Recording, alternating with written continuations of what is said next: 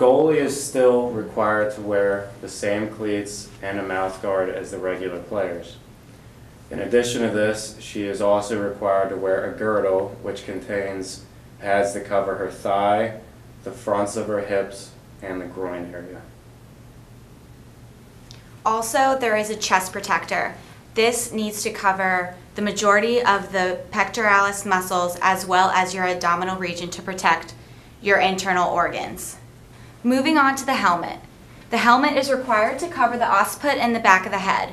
The ear holes need to line up with the ears. The top brim of the helmet needs to be aligned just above the eyebrow line, and the chin strap needs to fit snug against the chin. Also, there is a hanging throat protector that extends off the helmet. When testing the helmet by grabbing the face mask, you want to be sure that there is no excessive movement of the helmet on the face. Gloves worn by goalies are meant to cover the wrist and hand.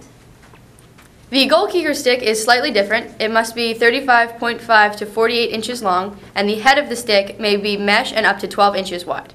Next, we will discuss regulation field player equipment. Okay, so these are the cleats. They must be rubber molded, no metal spikes are allowed.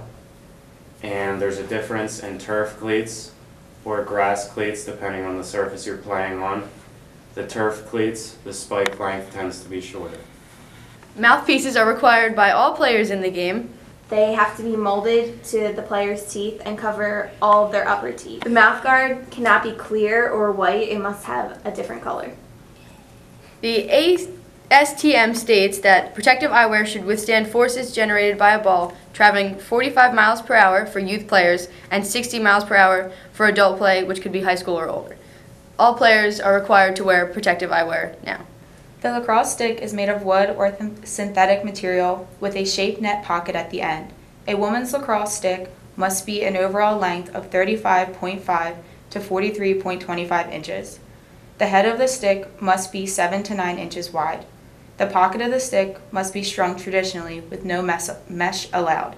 The top of the ball, when dropped in the pocket, must remain above the side of the walls.